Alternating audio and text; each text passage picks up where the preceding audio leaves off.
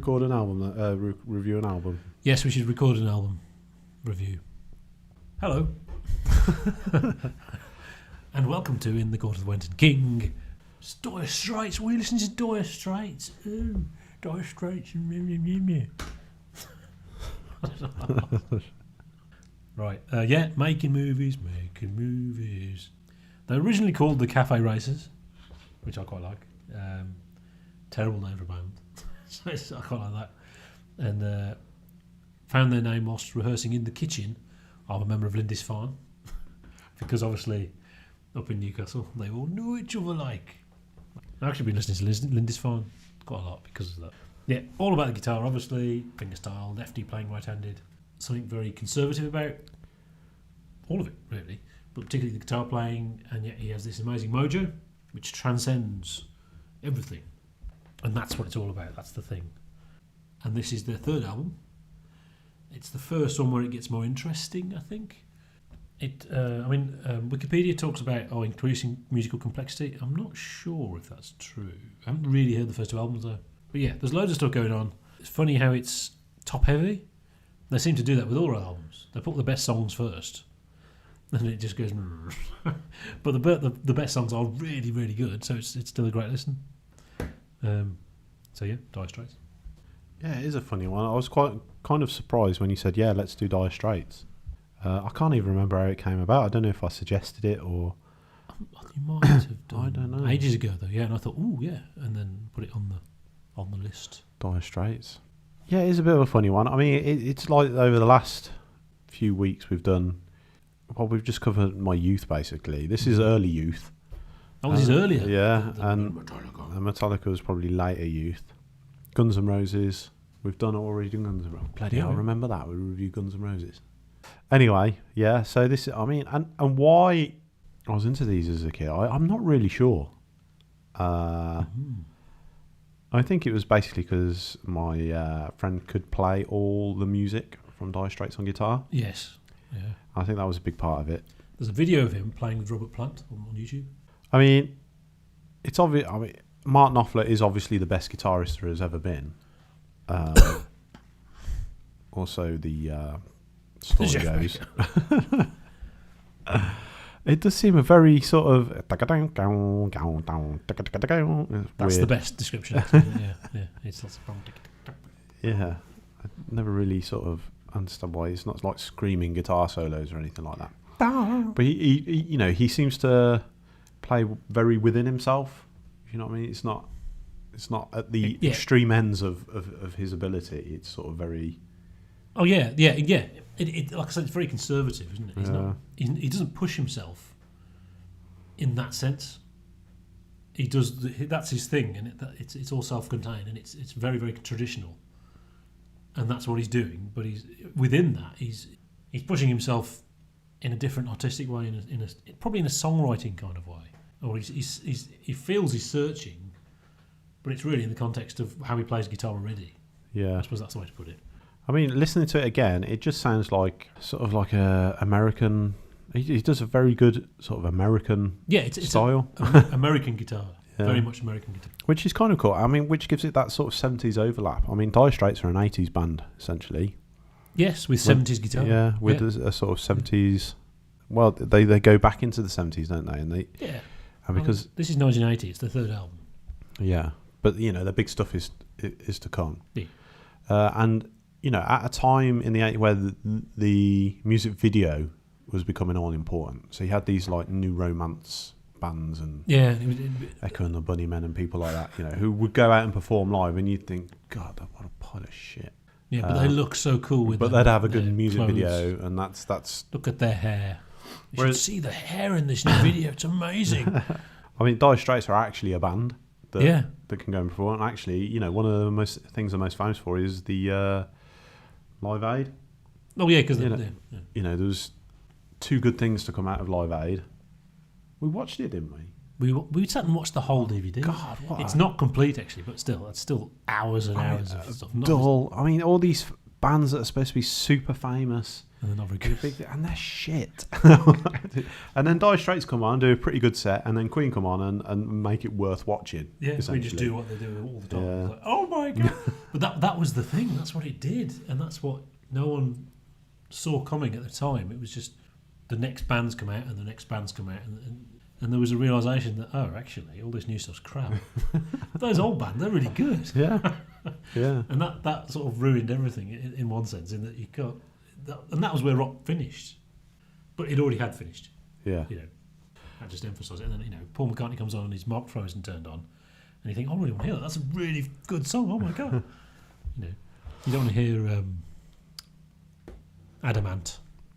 I can't even remember the bands that were... Didn't Phil Collins go from performing at... It's not Phil's fault. It's not his fault. And everyone hated him. Someone just suggested it. He thought, that's a good idea. Why not? So he performed with Sting in the afternoon, went on Concorde, and then performed with his own song, and then pulled the curtains back, and there was Led Zeppelin. He played with Led Zeppelin in America. Just a little bit flash. There's nothing wrong with that. There's something wrong with Led Zeppelin, but it wasn't Phil's fault. Nothing wrong with Phil. Anyway, we digress. We're talking about Live Aid here. So yeah, this is essentially a 70s band in the 80s. And for all those people who weren't really into the 80s shtick, I think this was their thing, you know. This was their sort of last hurrah almost. And listening back to it, it's not that engaging. I don't find it amazing or anything like that. No, it's very relaxing in one sense. You can engage with it. But you're not going to... Well, I don't know what it is. It's sort of background music. Yeah, I know people absolutely love this stuff. Chris Rea, Dire Straits, comes on the radio and they're sort of like, oh man, this is amazing. I'm so moved. And I just think, what the hell are you listening to? You know, what are you hearing that I'm not hearing there? It's a guy plinking his guitar quite well. and piano. There's a lovely piano in there. There's some lovely piano. I mean, the piano, the band was good. You know, it was a good band that played instruments. Well... And the songs were good. And a guy who talked into a microphone, much similarly to what I'm doing at the moment. You know, his version of thing. Investigation. And out of that, he got a spitting image puppet, which means, you know, he's... Yeah, if you got a spitting image puppet, you're you made it. You're famous. Yeah. So yeah, Dire Straits, making movies. First time I've ever actually listened to this album. Oh really? Yeah, because we didn't have this album. But I mean, you could argue the cover is nothing. And there's red and blue on there, Kev. I really like it. I'll probably talk about how I like it in a bit, but there is a kind of nothingness to it. It's a bit spurious. Yeah. You can't really... It just sounds like Dire Straits. Yeah. Which is good. Wikipedia. I keep mentioning Wikipedia. It's almost like about an hour ago I was reading Wikipedia, and that was where I was deciding what to say. I call it pub rock. And I thought, well, what's pub rock? But I suppose you can have it. It's completely inoffensive. It can be on, and no one's like, "Oh, what are you listening to?" Yeah, it's just on. But at the same time, you can engage with it, and it's really good. And lovely guitar and all that stuff. It's really nice to listen to some really good guitar, though. You know, because it's not that Metallica and Iron Maiden don't have good guitar, but I mean, we're talking about something very, very conservative here as well, and yet. The actual guitar in Iron Maiden and Metallica is much more conservative, and just that one thing. The guitar in Metallica is stupid. It's stupid. So it's nice to have something that's texture-wise. There's more going on, maybe. I don't know, but it's the actual playing, the actual way he touches the strings matters, and only his fingers can touch those strings and make that sound exactly that. You know, you can play it and sound like it, but it's not exactly like that. Nobody can, because he has this magic mojo. But I did, obviously, because we've just done Metallica, and as we were in the 80s, we might as well stay in the 80s for something similar. But I think there is a link with Metallica, not Iron Maiden so much, because it's funny, because it is, I'm sure as far as Martin Knopfler's concerned, it's song bass. It isn't really song bass for me. It's about the texture, just like Metallica. And so there is from a listening point of view, there is a thing there. You listen to Metallica, you like that texture of the guitars is so much part of it, and it's the same with Dire Straits as well. And there isn't that much difference, really. I find there's something very anti-establishment about it, which I find appealing, and I find it appealing and slightly trolling to say they're anti-establishment because they're Dire Straits. Because you think, 1977, and of course they had trouble getting signed. They were taking it to record companies and they were saying, "Oh, sorry, that's not what's in now. You have to be a punk band, etc. You're not pretty and etc. And you don't wear the right clothes. It's all about that now." They had to find someone who liked their music to play them. So they went to a DJ just to ask advice, and the DJ thought, "Oh, this is amazing! Oh my god!" They played it and played it and played it and played it. So they had to be signed, But I find it appealing that it must really annoy those people. You know who people I mean? Those people. Obviously, they went on immediately. They went really successful, and it just kept going. It didn't take long, It didn't. Obviously, what must have really helped. Bob Dylan heard it, which is significant, I think, and he really liked them. So he let a couple of them play on his album. And that's got to have helped. Yeah, that would be, yeah. But and obviously, the guitar. It's all that guitar. It's such a wonderful tone, and etc. etc. There is a poetic thing in the lyrics and the vocals as well, and I think for the first time I understand why there's vocals, because I always thought, well, what? I think I only really had seen them live. I think I'd heard Love Over Gold, and I've only seen them live, really. I mean videos. And it's like, well, why is he even singing? Just play instrumental and just sitting there going, "Gonna lay, sorry, well, can't be bothered." But it's a poetic thing, so it is a stylistic thing. It's not just he's just. I can see that being annoying as well. He comes on and they're like, "Roar!" And there's millions of people buying records, and he's just. And it did. Before I knew about that Bob Dylan fact, I thought Dylan, and not Thomas, because we're not a King Crimson channel now, so it's Bob. Their second album, so they went from recording in Lindisfarne's kitchen and not being able to get a deal. The second album was recorded in Nassau, in the Bahamas, where they recorded, many albums, but it was a Peace of Mind, That's where rich bands go because they want to go on holiday while they record. And the second album, so it was very, very fast.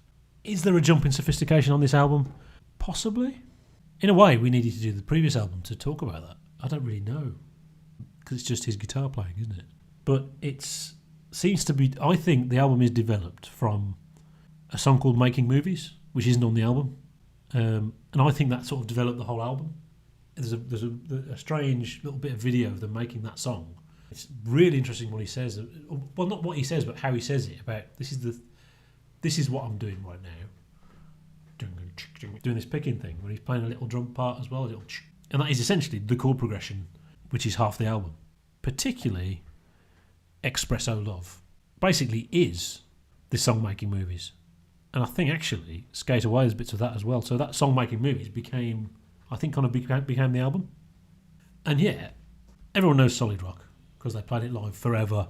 Apparently, it wasn't a single, which seems really strange, but it's the first two songs, isn't it? Mm. The first two songs are fantastic songs. Tunnel of Love, classic Dire Straits. Is it a groove? It's not really. I don't know what we'd call it. Yeah, call it a groove. And it's 8 minutes, but it's just how long it takes to get the thing going, And then Romeo and Juliet, obviously everyone knows that. Those two songs are awesome, and the rest of it's some cool picking. It's strange that they do that. They put the best songs first on the album. Obviously it worked because they sold lots. Lots and lots and lots of albums. Talk about the brother. Yeah, go on then. We have to, because this is this is where he left. His name, David Knopfler? David McKnopfler. Steve Knopfler? Nobody knows. Who's he? I don't know. Randolph. There's. If I didn't know about the brothers falling out and everything, why is there a rhythm guitarist? You don't need a rhythm guitarist. The lead guitar actually has a very rhythmic thing in it anyway. But why you don't? I remember seeing Live Aid, and their hired hand rhythm guitarist. You're not plugged in because there's nothing there. There's no rhythm guitar. What are you talking about? So that's a thing. But apparently, it's like we said. It's Mark Knopfler's band. That's it. His mojo is the only thing they've got. That's what he's channeling.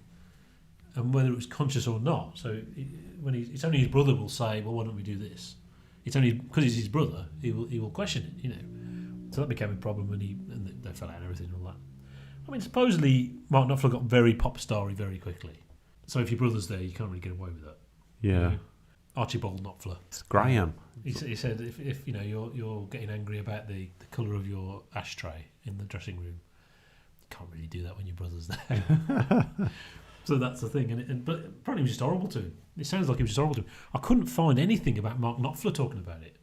Stephen Knopfler talks about it all the time, you know. But Mark Knopfler, I couldn't find anything. Maybe he has, you know, but I couldn't find anything of him talking about it. So maybe he just doesn't talk about it because he was an arse.